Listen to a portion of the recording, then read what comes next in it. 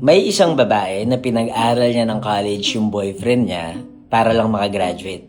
Story time. Meron akong kaibigan na tinustusan niya yung pag-aaral ng boyfriend niya para lang makagraduate ng college. Tawagin natin yung kaibigan ko sa pangalang May at yung boyfriend niya sa pangalang John. Nung mag-4th year college na sila May at si John, sinabihan si John ng magulang niya na hindi na siya kayang pag-aralin kasi wala na silang pera.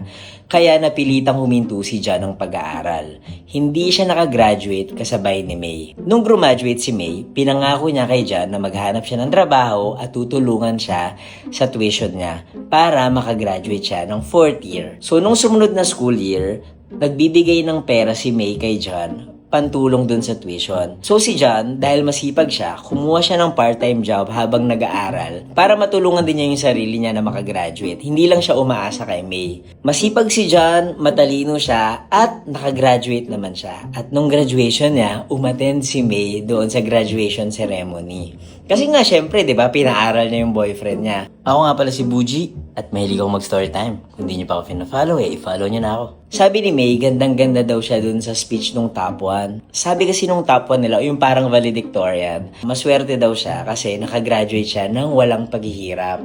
Sabi niya na madami daw ibang tao na deserving na maging cum laude, maging top 1, top 2, top 3, pero hindi nila yun magagawa kasi kailangan nilang gumawa ng mga ibang bagay bukod sa pag-aaral. Kailangan nilang magtrabaho, meron silang inaasikasong ibang bagay, meron silang inaalala. Pero siya daw kasi, maswerte daw siya na yung magulang niya kayang tustusan yung pag-aaral niya at wala siyang kailangang gawin kundi mag-aral lang at mag-focus sa eskwelahan. Pagkatapos ng graduation, sinabi ng kaibigan ko dun sa boyfriend niya, ang ganda ng speech. Pero yung boyfriend niya, parang hindi siya pinansin. Akala ko, okay naman ang lahat. Pagkatapos ng ilang linggo, nalaman ko na nag-break na si May tsaka si John. Sabi ni May, nag-cheat daw si John sa kanya. At alam niyo ba kung sino yung babae ni John? Walang iba, kundi yung top 1 ng eskwelahan nila. Yung nag-speech ng graduation. Kaya naman pala. Matagal na nangyari yun, naka-move on na sila.